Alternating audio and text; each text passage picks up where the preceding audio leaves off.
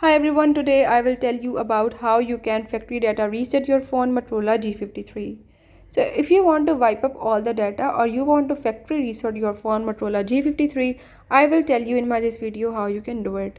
Now before I start, don't forget to subscribe and let's watch complete video, follow all the steps so you will learn about the factory reset in your device.